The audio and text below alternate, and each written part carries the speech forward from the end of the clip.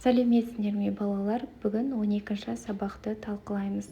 Сабағымыздың тақырыбы я әрпінің жазылуы. 47-ші жаттығу мәтінді мәнерлеп оқы. Аян ағасының баласы екеуі саябаққа барды. Олар жолда Әлиямен кездесіп қалды. Әлия қасындағы кісінің қолынан ұстап алыпты. Ал қарт кісі таяғының ұшымен жерді түрткілеп келеді.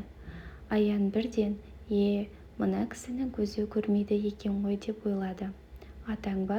Деп сұрады Аян. Көрші тұрамыз, деп Әлия басын изеді. Аян Әлияның үлкенге құрмет көрсеткеніне сүйсіне қарады. Мәтін кім туралы? Әлия туралы. Мәтіндегі негізгі ойды айт. Мәтіндегі негізгі ой үлкенге құрмет көрсету. 48-ші жаттығу. Оқыған мәтіннің мазмұнына сәйкес келетін мақалды тауып жаз. Әдепті бала, арлы бала. Дыбыс саны мен әріп саны бірдей емес сөздер бар мақалды тауып көр.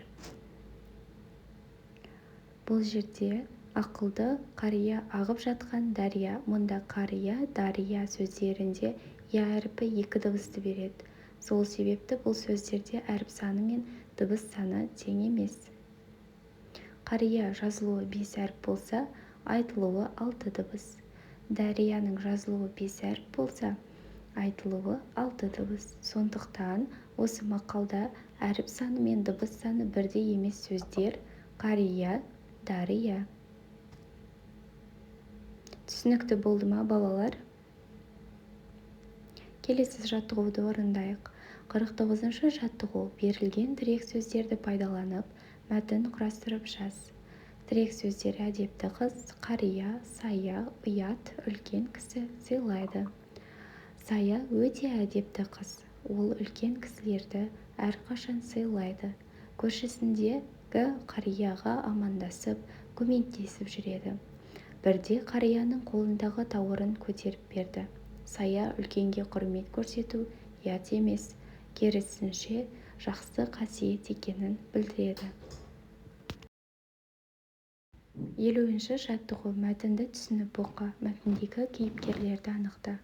Алдиярдың атасынан сұрамайтын нәрсесі жоқ.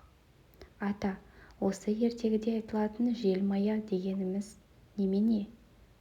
Балам, желмая жүйріктің жүйрігі ғой. Мына біздің жалғыз өркешті нар түйені көрдің бе? Оны қазақ мая деп те атайды. Осылардың ішінде желдей ескен жүйріктерін желмая дейді. Мәтіннен я әріпі бар сөздерді теріп жаз. Мәтіндегі кейіпкерлер Алдияр мен атасы. Я әріпі бар сөздер. Мәтінді қарап я әріпі бар сөздерді теріп жазамыз.